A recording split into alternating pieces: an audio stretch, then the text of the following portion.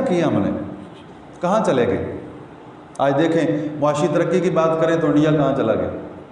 وہ چاند کے اس کونے میں جا اترا ہے جہاں کوئی نہیں اترا۔ آج سے کچھ 4 مہینے پہلے تک دنیا کے بہت سارے لوگ چاند پر گئے لیکن روشن حصے پر گئے، اور انڈیا آج وہاں پہنچ گیا جو روشن حصہ نہیں ہے، اندھیرا حصہ ہے۔ اور ہم کہاں؟ اگر دنیاوی طور پہ بھی دیکھا جائے تو کافر ہم سے آگے جا رہا ہے۔ دنیا کما لی، اگر کما بھی لی تو کیا کمایا؟ لیکن ہمیں تو دنیا بھی ہمارے ہاتھ نہ آئی اور دین کو ہم نے خود ضائع کر دیا۔ حضرت شیخ سعدی رحمۃ اللہ علیہ فرماتے ہیں وہ بد نصیب جو دنیا کے لیے دین چھوڑتا ہے، اللہ اس کے دل کو کبھی خوش نہ فرمائے۔ ایسے درویش نے جس کو بد دعا دی ہو، اس بندے کا دل کبھی خوش ہو سکتا ہے؟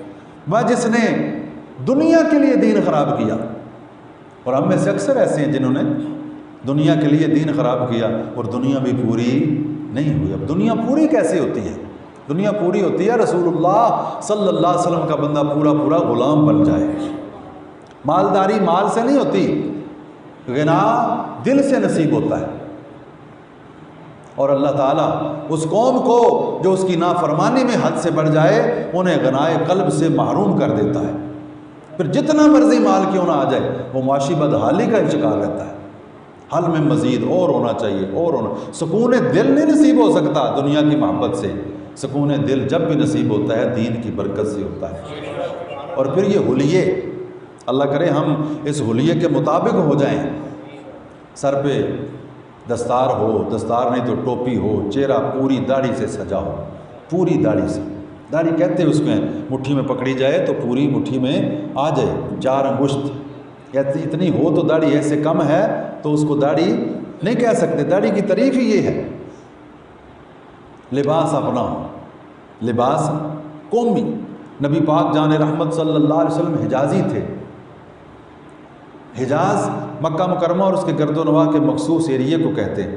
وہاں کے لوگوں کا اس وقت لباس کرتا، جو دیہاتوں میں آج پہنا جاتا ہے، بہت کم، اور تہمت۔ نبی کریم جان رحمت صلی اللہ علیہ وسلم نے ساری زندگی کرتا اور تہمت ہی استعمال فرمایا۔ مدینہ طیبہ آئے، اہل مدینہ کے لباس میں کرتے کے ساتھ تہمت نہیں تھا، پائجامہ تھا۔ صحابہ کو آپ صلی اللہ علیہ وسلم نے اجازت دے دی پائجامے پہن سکتے ہو، مگر تہمت پہننا چھوڑ نہ دینا۔ مکہ سے آنے والوں، حجاز سے آنے والوں، اپنے وطن کے لباس کو، اپنے قومی لباس کو چھوڑ مت دینا۔ پائجامہ بھی پہن لو مگر اپنی قومی شناخت کو ختم نہ کرنا۔ اور آج ہم نے، آپ تو ہجرت کر کے آگے دوسرے وطن آ گئے، مکہ مکرمہ حجاز سے چھوڑ دیا، لیکن ہم کہاں ہیں؟ ہم اپنے وطن میں، اور لباس کن کا؟ اپنا لباس نہیں ہے۔ اور نعرے مارنے امریکہ دے خلاف، جلوس کرنے امریکہ دے خلاف، تے کم بندے نے پتراڑے، اپنے کوئی نہیں، نہ لباس نہ شکل و صورت۔ امام غزالی رحمۃ اللہ علیہ جو اپنے زمانے میں صوفیاء کے امام ہوئے، منطق کے بھی امام تھے، فلسفہ کے بھی امام تھے، باطل فلسفے کا خوب رد کیا ساری زندگی۔ آخر ایک دن خیال آیا غزالی، ساری زندگی اس ظاہری علم میں گزار دو گے، وہ اللہ کے لیے بھی بچا دو۔ یہ مقابلے، یہ مناظرے، اور کرتے دین کے لیے تھے۔ جہاں کو باطل فلسفہ پیش کرتا آپ جاتے، جا کر اس کا رد کرتے، کتاب و سنت کی بالادستی بیان کرتے، لوگوں کے عقائد و نظریات کی حفاظت کرتے، لیکن درویشی اختیار کر لی۔ اور جو مزہ درویشی میں ہے وہ ظاہری ٹھاٹ باٹ میں نہیں۔ پھر کیا کرتے؟ دن بھر مسجد اقصیٰ کے استنجا خانے صاف کرتے، رات کو نہ دن بھر مسجد اقصیٰ کے میناروں میں رہتے، نماز کے لیے اترتے، اور رات کو جب لوگ چلے جاتے تو پھر اتر کے آ کے مسجد اقصیٰ کی بھی صفائی کرتے، بیت الخلاء کی بھی صفائی کرتے۔ پھر ایسے ہو گئے۔ اور آج اتنا بڑا نام امام غزالی رحمۃ اللہ علیہ، علم و فضل میں اپنے زمانے کے امام، اور مسجد کی صفائی کرتے تھے۔ آج وہ 10-12 کلاسیں پڑھ لے تو مسجد کی صفائی تو کیا، اس کو کہے نا کہ مسجد کی دری سیدھی کر دو، ہے خاطب کس وجہ سے رکھے، ایسی دریاں سیدھیاں کرنی۔ شکر کرے وہ شخص جس کو اللہ کے گھر کی صفائی نصیب۔ حدیث شریف کے مطابق اللہ کی رضا کے لیے ایک تن کا چھوٹا سا جو مسجد سے اٹھاتا ہے نا، مسجد کے صحن میں، مسجد کے حال میں، چٹائی پر، قلین دری پر کوئی تنکا گرا ہے، کسی کا بال، وہ بال تو ہمارے ہی گرے ہوتے ہیں، ہم وہ بھی نہیں اٹھاتے، داغے ہمارے کپڑوں سے گرے ہوتے ہیں، وہ نہیں اٹھاتے، وہ خادم کو بلاؤ، یہ صفائی کیوں نہیں کی؟ نبی کریم صلی اللہ علیہ وسلم نے فرمایا جو ایک چھوٹا سا تنکا اٹھا دے وہ ایسا ہی ہے جیسے اس نے جنت میں حور کا حق مہر ادا کر دیا۔ حق مہر کس کا؟ حور کا۔ اتنی چھوٹی سی نیکی کرے اور وہ جنتی ہو جائے تو جنت جائے گا تو حور کو حق مہر دے گا نا۔ امام غزالی رحمۃ اللہ درویش ہو، ان سے پوچھا گیا جناب اب آپ صوفیوں کے سید و سردار بن گئے تو یہ بتائیں کچھ لوگ صوفی نہیں ہوتے مگر لباس صوفیوں والا پہن لیتے ہیں، اللہ والے ہوتے نہیں مگر گیٹ اپ اپنا، میک اپ اپنا اللہ والوں جیسا بنا لیتے ہیں، تو کیا جو ظاہر صرف اپنا ٹھیک کر لیتے ہیں ان کو بھی فائدہ ہوگا؟ فرمایا اس ظاہر والے، اس حلیے والے، اس گیٹ اپ والے اللہ کو اتنے پیارے ہیں جو ان جیسا حلیہ بنا لیتا ہے اللہ اس سے بھی پیار فرماتا ہے۔ ظاہر بھی صرف جو نبی کریم صلی اللہ علیہ وسلم کے سنت کے مطابق بنا لے اس کو فائدہ۔ اور مفتی احمد یار مہمی رحمۃ اللہ تعالی علیہ، سبحان اللہ، حکیم الامت، عاشق رسول، آخری بار جب حرمین شریفین طیبین سے اس کی حاضری ہمیں اللہ بار بار محبت سے نصیب فرمائے، ادب سے با مقصد نصیب فرمائے، آمین ثم آمین۔ وہاں لوٹ کے آئیں وہاں سے تو لوگ کہیں واقعی یار حج کر کے آئے، ہاں وہاں سے لوٹ کے آئے نا کہ یہ عمرہ کر لے بس ان بندے دا پتر بن گیا، اگلا نہیں رہا ہوں۔ میرے عمل سے لوگوں کو پتہ چلے، میری زبان سے لوگ محسوس کریں، میرے کردار سے لوگ کہیں یار حج کرنا چاہیے، نہ کہ آج لوگ کہتے ہیں ایسا حج نالوں تے نہ کرنا ہی چنگا ہے، حاجی نہیں الحاج ہو گیا پر بندے دا پتر نہیں بنے۔ تو حضرت مفتی صاحب رحمۃ اللہ علیہ تو کراچی سے لوگ جاتے تھے، اس وقت کراچی اترے، کچھ احباب تھے وہ لے کر گھر آئے تو آپ مغموم تھے، پریشان تھے، چہرے سے پریشانی کے آثار نظر آ رہے تھے۔ عرض کیا جناب کیا بات ہے؟ پہلے آپ آتے تھے بڑے خوش مبارکیں ہوتی تھی، آپ بھی خوشی کا اظہار کرتے ہیں، عمرہ کر کے آئیں، خوشی کا کام ہے، خوش ہونا چاہیے۔ تو فرمایا پہلے میں جب بھی آیا ہوں نا واپس تو نبی پاک صلی اللہ علیہ وسلم کی جناب میں حاضر ہو کے جب میں نے سلام کیا تو سلام کا جواب ملا، اور ساتھ یہ بھی دعا ملی احمد یار، نام بھی مان، دیکھیں نا نام کیا رکھا ہے، احمد یار، غلام بھی یار کس کے، دوست بھی کس کے؟ احمد مصطفیٰ کریم صلی اللہ علیہ وسلم۔ احمد یار، خیر سے جاؤ اور خیر سے آؤ، خیر سے جاؤ اور خیر سے، مطلب میں خوشی سے آتا کہ پھر حاضری ہوگی، لیکن اب کی بار فرمایا گیا ہے خیر سے جاؤ، آنے کی دعا نہیں ملی، اس لیے پریشان ہو کہ بس اب زندگی تو کتنے جانا ہی جانا ہے، لیکن حضور کے قدموں میں حاضری اب نصیب نہیں ہو سکے گی۔ وہ مفتی احمد یار صاحب نے، حکیم الامت رحمۃ اللہ تعالی علیہ، واقعی حکیم الامت، سمجھاتے تھے لوگ، بتاتے تھے لوگ، سکھاتے تھے۔ واقعہ لکھا انہوں نے ایک، فرماتے ہیں جب موسیٰ علیہ السلام اپنی قوم کو لے کر راتوں رات جب حکم آیا کہ نکل جائیں یہاں سے، اور پیچھے فرعونی آ گئے، آپ کی قوم پیدل تھی، وہ گھوڑوں پر تھے، انہوں نے آ کر گھیر لیا، آگے دریا ہے، پیچھے دشمن ہے، درمیان پریشان ہو گئے۔ اللہ نے اپنے کلیم کی برکت سے رستہ دے دیا۔ فرعونیوں کے لیے وعدہ تھا کہ یہ سارے تباہ ہو جائیں گے، ان کو ہم پکڑ لیں گے، پکڑ میں آ گئے، ایک فرعونی بچ گیا، سارے فرعون سمیت غرق ہو گئے، ایک بچ گیا۔ موسیٰ علیہ السلام نے عرض کیا جب اس کو دیکھا یا اللہ یہ کیسے بچ گیا، یہ بھی تو فرعونی ہے، تو فرمایا پیارے کلیم یہ بہروپیہ ہے۔ یہ کیا ہے؟ بہروپیہ ایک فن رکھتا ہے، کبھی کسی کی شکل بناتا ہے، کبھی کسی کا لباس پہنتا ہے، کبھی بادشاہ ہو، کبھی فرعون بنا ہوتا، کبھی حامان بنا ہوتا، کبھی شداد بنا ہوتا، کبھی کوئی بن جاتا، کبھی کوئی بن جاتا، اور وہ کبھی کبھی موسیٰ علیہ السلام کی نقل بھی اتارتا تھا۔ اور آج فرمایا پیارے کلیم جب ساری قوم کو ڈبویا جا رہا تھا تو اس نے اے میرے پیارے تیرا حلیہ بنایا ہوا تھا، تمہارے جیسی دستار، تمہارے جیسا چوغا، تمہارے جیسا عصا اس نے ہاتھ میں پکڑا ہوا تھا، مذاق کر رہا تھا تو نہیں موسیٰ علیہ السلام علی نبینا علیہ الصلوۃ والتسلیمات، تھا تو بہروپیہ، لیکن فرمایا موسیٰ تم ہمیں اتنے پیارے ہو، اگر کوئی نقلی بن جائے تو ہم اس کو بھی بچا لیتے ہیں۔ تو مفتی صاحب فرماتے ہیں ہم یار نعیمی علیہ رحمہ اللہ ان کی مزار پہ رحمتوں کا نزول فرمائے، فرماتے ہیں وہ فرعونی، وہ ہووے فرعونی، مسلمان نہیں، فرعونی ہے، کافر ہے، اور موسیٰ کلیم اللہ ان کا حلیہ بنا لے ظاہراً، بناوٹی بحروپ اتار لے کافر ہونے کے باوجود، تو اللہ اس کو ڈوبنے سے بچا لیتا ہے۔ تو جو ہم امام الانبیاء مصطفیٰ کریم صلی اللہ علیہ وسلم جان رحمت کے غلام ان کا حلیہ بنا لیں، ان کے اسوہ کو اپنا لیں، ان کی سیرت کو اپنا لیں، تو اللہ ہم پر کتنی کرم نوازی فرمائے۔ یہ باتیں سوچنے کی ہیں کہ نہیں؟ حضرت امام غزالی، امام جلال الدین سیوطی رحمۃ اللہ علیہ فرماتے ہیں کہ جب پوچھا گیا کہ میلاد شریف کی شرعی حیثیت کیا ہے، اب اس میں کس کا مطلب یہ ہے کہ یہ کہاں سے ثابت ہے، تم کیوں مناتے ہو، اس کی حیثیت کیا ہے؟ تو فرمایا ہمارے سامنے بہت ساری باتیں ہیں، لیکن دو باتیں فرماتے ہیں جو مجھے ملی ہیں نبی کریم صلی اللہ علیہ وسلم کی احادیث مقدسہ سے، وہ ہمارے لیے کافی ہیں۔ ایک تو فرمایا حضور اکرم صلی اللہ علیہ وسلم پیر کا روزہ رکھتے تھے۔ کس دن کا؟ پیر، سوموار، یوم الاثنین، پیر کا دن، ہر پیر کو حضور روزہ رکھتے تھے، جمعرات کو بھی رکھتے تھے۔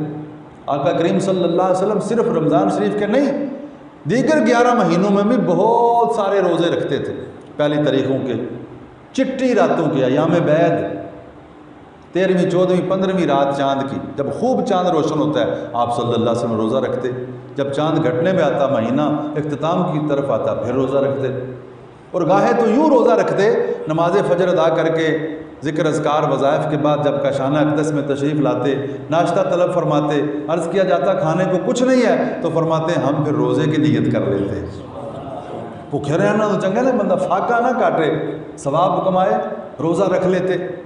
تو عرض کیا گیا یا رسول اللہ صلی اللہ علیہ وسلم جمعرات کا روزہ کیوں رکھتے ہیں؟ فرمایا جمعرات کی شام کو بندہ مومن کے اعمال سارے ہفتے کے رب کے حضور پیش کیے جاتے ہیں۔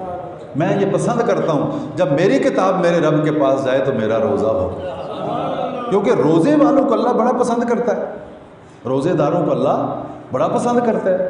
روزہ اگر صحیح رکھا جائے واقعی تو دل میں روشنی پیدا ہوتی ہے، دل کے اندر تازگی پیدا ہوتی ہے، روحانیت پیدا ہوتی ہے۔ لیکن روزے کا مطلب جو اس طرح ہم روزہ رکھتے ہیں، خوب کھا کے یہاں تک سحری کی اور افطاری، تو پھر ساری رات افطاری میں لگے رہتے ہیں، ہاں جی، نماز جائے پامیں نہ جائے، افطاری نہ جائے۔ درویش اللہ والے ایک ایک گھونٹ پانی سے سحری کرتے تھے، ایک ایک کھجوریاں چھوارے سے افطاری کرتے تھے، بس کچھ نہیں کھاتے تھے۔ اور آقا کریم صلی اللہ علیہ وسلم کے روزے، نہ سحری کھائی نہ افطاری فرمائی، نہ سحری کھائی نہ یوم وصال، سوم وصال، لگاتار روزے کھائے پیے بغیر ہی۔ عرض کیا کہ صحابہ نے رکھنے شروع کر دیے، نہ سحری نہ افطاری، پھر اٹھنا بیٹھنا مشکل ہو گیا، گٹے گوٹے کمزور ہو گئے۔ فرمایا کیا دیکھتا ہوں تم کمزور ہو رہے ہو؟ عرض کیا ہم آپ جیسے روزے رکھ لیں۔ فرمایا تم میں سے میرے جیسا کون ہو سکتا ہے؟ تم میں سے میرے جیسا کون ہو سکتا ہے؟ یہ حدیث بخاری شریف کتاب الصیام کے اندر ہے۔ وہ لوگ بھی پڑھتے ہیں جن کو بخاری کا بخار چڑھا ہوا ہے، لیکن بخاری اس کو سمجھ آتی ہے جس کے دل میں حضور کی محبت ہو۔ حضرت سید محمود صاحب رضوی رحمۃ اللہ علیہ، سید صاحب رحمۃ اللہ علیہ شاہ البرکات کے پیارے شہزادے، بخاری شریف کی شرح انہوں نے لکھی، ابھی مکمل نہ ہوئی کہ فوت ہو گئے۔ کتاب الصیام تشریح میں فرماتے ہیں ایکم مثلی، ایکم، یہ کم ضمیر یہ مخاطبین کون ہیں؟ صحابہ۔ میں صحابہ، اس کائنات ارضی و سماوی میں انبیاء کے بعد جن جیسا کوئی نہیں ہے، جب وہ رسول اللہ جیسے نہیں ہو سکتے اور میں اور تمہاری کیا اوقات ہے؟ سرکار دو عالم صحابہ کو فرما رہے ہیں جن جیسا حضور کی امت میں کوئی نہیں ہے، کسی امت میں کوئی نہیں ہے، کہ تم میں سے کوئی میرے جیسا نہیں ہو سکتا، میرا رب تو مجھے کھلاتا بھی ہے، میرا رب تو مجھے پلاتا بھی ہے۔ جمعرات کا روزہ سمجھ آ گئی، یا رسول اللہ پیر کا روزہ کیوں رکھتے ہیں؟ فرمایا پیر کے دن ہم پیدا ہوئے تھے، پیر کا دن یوم میلاد ہے، پیر کا دن یوم میلاد ہے، یہ یوم نزول قرآن ہے، یہ یوم بعثت ہے۔ فرمایا پیر کے دن ہی پیدا ہوا، پیر کے دن ہی رب نے مجھ پر وحی پہلی نازل فرمائی، اس لیے میں شکرانے کے طور پہ پیر کا روزہ رکھتا ہوں۔ امام جلال الدین سیوطی رحمۃ اللہ فرماتے ہیں ہمارے لیے یہ سب سے بڑی سند ہے کہ مصطفیٰ کریم صلی اللہ علیہ وآلہ وسلم کے میلاد کی محفل منانا جائز ہے۔ اس کی شرعی حیثیت کیا ہے کہ میلاد منانا جائز ہے، فرض واجب نہیں ہم کہیں گے، فرض واجب نہیں ہے، جائز ہے، کوئی ناجائز نہ کہے اس کو، نہ منائے، ساری زندگی نہ منائے، لیکن جب وہ ناجائز کہے گا تو وہ شریعت پر اضافہ کرے گا، وہ زیادتی کرے گا شریعت میں، جس کا اس کو حساب پورا دینا پڑے گا، اور جوتے اتنے پڑیں گے کہ گنتی وہ خود بھی بھول جائے گا کہ جو شریعت میں دخل اندازی کرتا ہے۔ جب رب رسول نے منع نہیں کیا تو میں اور تم میں سے کس کی کیا مجال ہے کسی کام کو منع کر سکے۔ پھر امام غزالی فرماتے ہیں رحمۃ اللہ علیہ، آقا کریم صلی اللہ علیہ وسلم مدینہ طیبہ تشریف لائے تو آپ نے اپنا عقیقہ فرمایا۔ کیا فرمایا؟ عقیقہ۔ عقیقہ تو بچپن میں ہوتا ہے، ایسے ہی ہے، بڑھاپے میں بھی ہو سکتا ہے، جوانے میں بھی ہو سکتا ہے۔ یہ ایسا مستحب عمل ہے کہ اگر کسی بندے کا عقیقہ والدین نے مالی کمزوری کی وجہ سے نہ کیا ہو تو بندہ بڑا ہو کر مالدار ہو جائے تو خود بھی اپنا عقیقہ کر سکتا ہے، اس میں عمر کی کوئی قید نہیں ہے، اپنا عقیقہ خود۔ یا رسول اللہ صلی اللہ علیہ وسلم آپ اپنا عقیقہ فرما رہے ہیں، حالانکہ مشہور ہے پورے عرب میں کہ آپ کے دادا جان خواجہ بطحا مطعم الطیر، انہوں نے اتنا بڑا عقیقہ کیا تھا کہ عرب میں آج تک اتنا بڑا عقیقہ کسی نے کیا ہی نہیں۔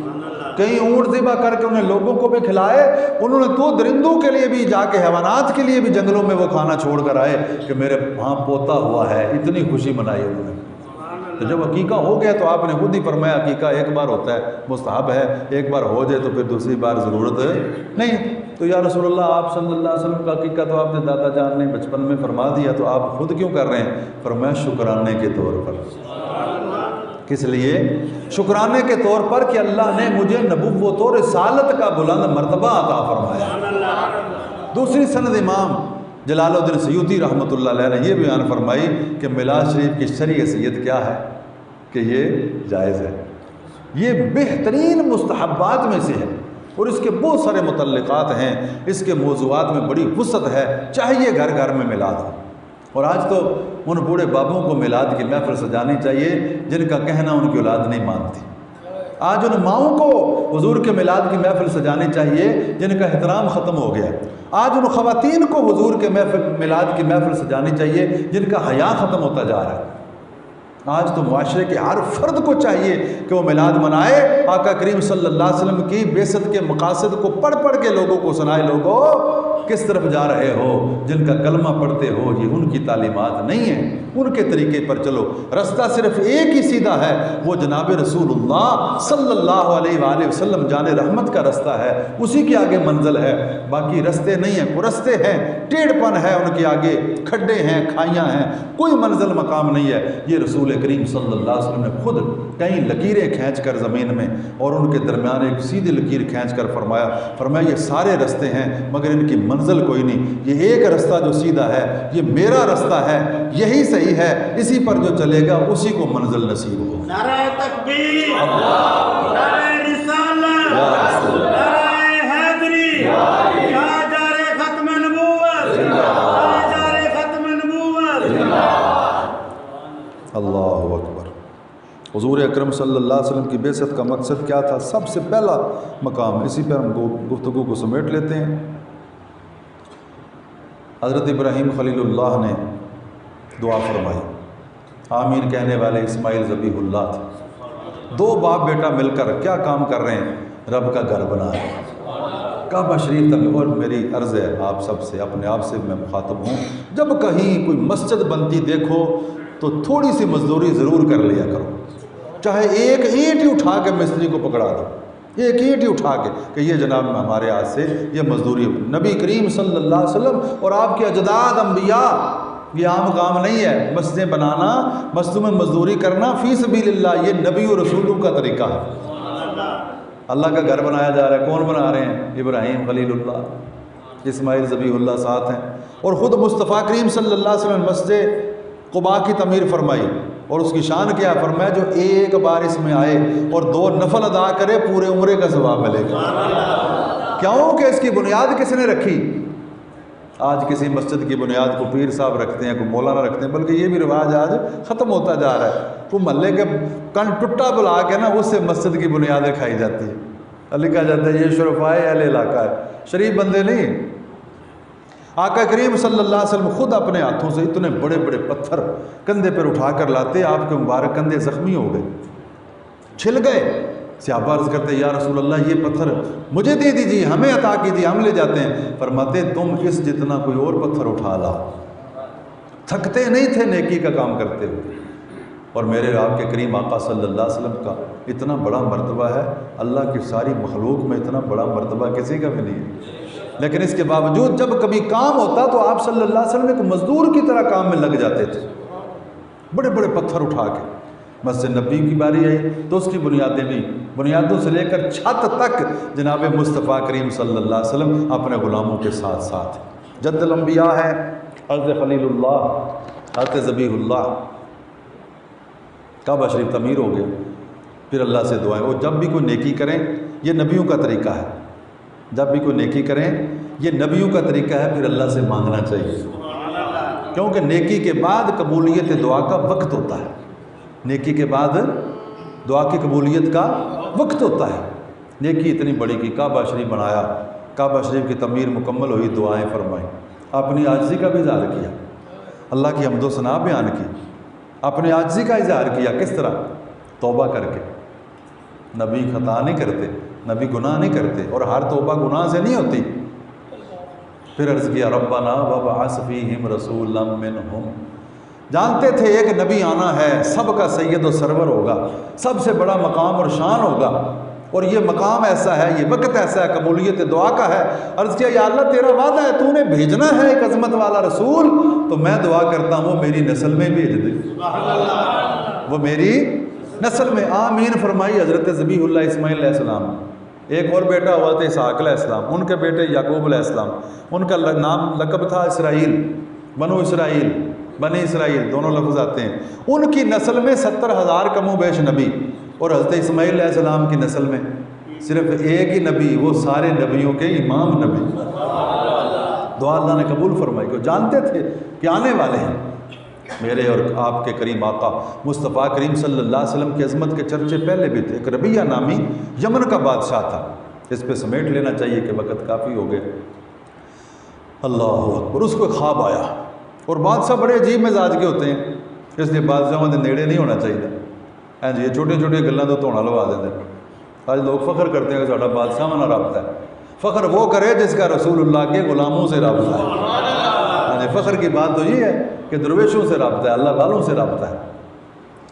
بادشاہ کو خواب آیا، اس نے رعایا کے لوگ اکٹھے کیے، دانشور جو پالے ہوئے تھے، سرکاری لنگر پہ پلتے تھے، جو اہل علم، ان کو کہا مجھے خواب آیا، خواب بھی دسو تے تعبیر بھی دسو۔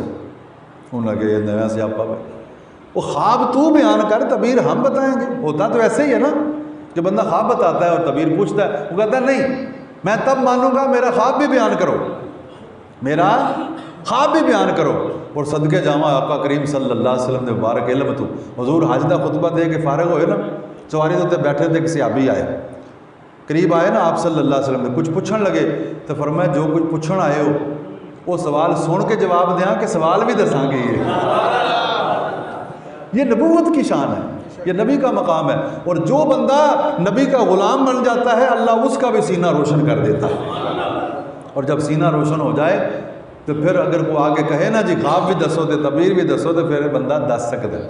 اب وہ سرکاری لنگر پہ پلنے والے یہ طاہر اشرفی جیسے، تو کیا انہوں نے بتانا، انہوں نے کہا جی کیسے ہو سکتا ہے جناب، کیسے ہو سکتا ہے، خواب بھی سن دسیے تے تعبیر بھی۔ انہوں نے کہا پھر توڑا کی فائدہ میں نے، اس نے دتکارا ان کو، خوب مذمت کی، انہوں نے کہا دفع ہو جاؤ، پال پال کے تم کو سرکاری خزانے سے، تمہیں اتنا بھی عقل نہیں، اتنا بھی علم نہیں کہ میرا خواب نہیں بتا سکتے۔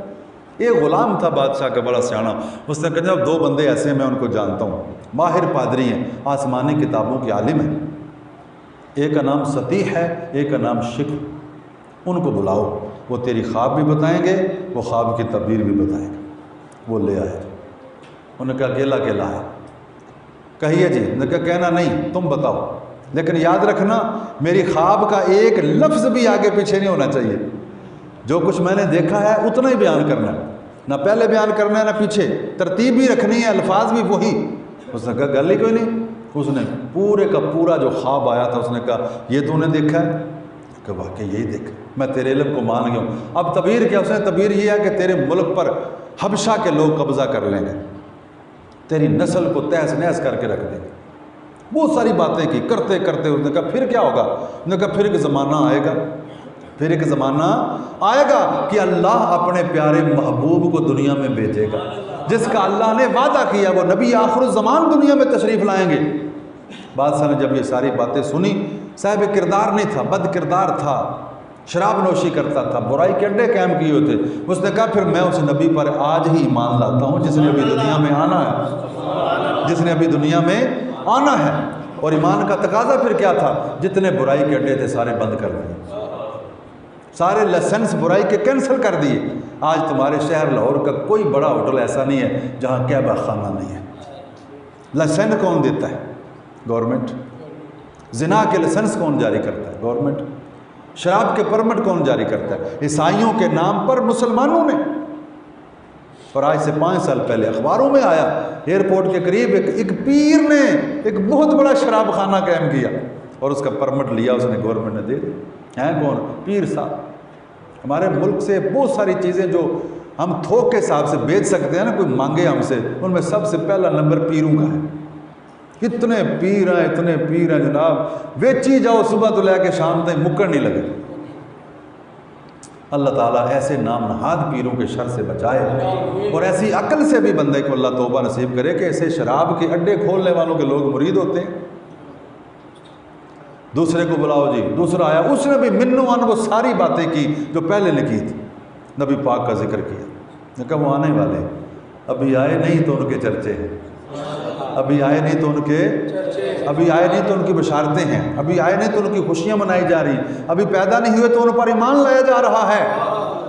تو جب وہ آ گئے ہیں تو پھر پڑھیں نا ہم سارے مل کے، اب تو حق بنتا ہے نا، اتنی خوبصورت آپ کو باتیں سنائی ہیں، خوبصورتی تھی ساری کتاب و سنت سے سنائی ہیں۔ اللہ آپ کو اور مجھے اس پر عمل کی توفیق عطا فرمائے۔ تو پھر پڑھیں آئے نبی پاک صلی اللہ علیہ وسلم کی محبت کے لیے، حضور کی کرم نوازی کے لیے پڑھیں محبت کے ساتھ کہ اج آمد ہے اس سونے دی جیڑا دو جگ نالوں سونا ہے، جدے ورگا کوئی نہ ہویا ہے، جدے ورگا کوئی نہ ہونا ہے۔ اللہ تعالیٰ سانو سارے اپنے محبوب دا ثنا خان بناوے، اپنے محبوب دا سچا پیروکار بناوے، سانو ویکھن لوگ تے آکھن یہ رسول اللہ کا غلام جان۔ اور حضرت حافظ افضل فقیر رحمۃ اللہ علیہ نے کیا خوبصورت پیغام دیا، اللہ کرے ہم سب ایسے بننے کی کوشش کرنے والے ہو جائیں۔ وہ فرماتے ہیں کہ روح جب میرے پیراہن خاکی سے نکلے، اور یہ تو وقت ایک دن آنا ہے، یہ پھونک تو نکل جانی ہے ایک دن، یہ تو ہوا کی طرح روح نے ایک دفعہ اڑنا ہی اڑنا ہے۔ وہ فرماتے ہیں روح جب میرے پیراہن خاکی سے نکلے، او میرا فقیر آیا روزے سے صدا آئے۔ یہ کیسی سونی تمنا ہے، میں ایسا غلام بن کے زندگی گزاروں کہ جب میری روح نکلے نا تو پھر اعلیٰ حضرت شاہ امام محمد رضا احمد سے بریلوی فرمایا دل کے 2 ٹکڑے کر کے دیکھو، ایک پر لکھا ہوگا لا الہ الا اللہ، دوسرے پر لکھا ہوگا محمد الرسول اللہ صلی اللہ علیہ وسلم۔ ایسی زندگی گزار کے گئے تو جب روح نکلی تو ادھر مصطفیٰ کریم جان رحمت صحابہ سمیت اعلیٰ حضرت کی روح کا انتظار فرما رہے ہیں۔ حافظ افضل فقیر فرماتے ہیں کہ روزے سے صدا آئے، او میرا فقیر آیا۔ ایسا غلام بنے حضور کا کہ حضور فرمائیں قیامت کے دن کہنا نہ پڑے یا رسول اللہ ہم بھی آپ کے ہیں، حضور خود ہی فرمایا فرشتوں چھڑ دے ہوئے تھے میرا ہے۔ ہاں جی، بنے اپنا حلیہ سواریں، کیا رکھا ہے اس میں؟ غور کرنا جا کے گھروں میں، اے داڑیاں موڑنے اور کترنے والوں، ننگے سر پھرنے والوں، نماز نہ پڑھنے والوں، کیا کمایا اس میں؟ ہے کیا اس کے اندر؟ اور ہم سے پوچھو داڑیاں رکھنے والوں سے، ہم سے پوچھو سر ڈھانپنے والوں سے، آج سے 20-25 سال کی بات ہے، یہ سر دستار باندھنے کے کتنے، بالکل میں اس وقت تو نوجوان تھا، تو ایک جگہ جمعہ پڑھانے جاتا تھا میں میرپور کی طرف، تو ایک ہی بس جاتی تھی تو بہت رش ہوتا تھا، مرد حضرات تقریباً اوپر سائڈوں پہ لپٹے ہوتے تھے، اندر کو جاتا تو کھڑا ہوتا تھا، بلکہ جوانوں کو اندر سے بھی نکال دیتے تھے کہ عورتیں ہی عورتیں اندر بیٹھی ہوتی تھیں۔ تو یقین فرمائیں کبھی کبھی ایسا ہوتا تھا کہ کھچا کھچ بس بھری آتی تھی، جو ہی میں بس کے قریب آتا تو کہتے پیچھے ہٹ جاؤ مولوی صاحب آ گئے۔ حالانکہ کئی نوجوان مجھ سے بڑی عمر کے مجھ سے 10 سال بڑے وہ لٹکے ہوتے تھے باہر. کیوں؟ وہ کہتے یار دستار بنی ہوئی ہے، داڑھی بھی رکھی ہوئی. اندر جاتے تو کئی بوڑھی مائیں اور بابے کہتے حضرت صاحب ایسے آج اسی کھڑے ہو جانے. یہ ہے برکتیں دنیا میں، اور قبر میں جائیں گے تو وہاں بھی کرم نوازی ہے انشاءاللہ. جو حلیہ اپنا حضور کے غلاموں جیسا بنا لے، اس کے ساتھ برتاؤ بھی حضور کے غلاموں جیسا ہی ہوگا. اللہ ان کی غلامی میں زندگی عطا کرے، ان کی غلامی میں صحیح عقیدے پر ایمان پر خاتمہ نصیب ہو. حاجی صاحب کو، ان کے اہل خانہ کو، سب حضرات کو بہت بہت مبارک ہو. اللہ اسے ہم سب کے لیے برکت والا فرمائے، قبول فرمائے، بخشش کا ذریعہ فرمائے. آمین.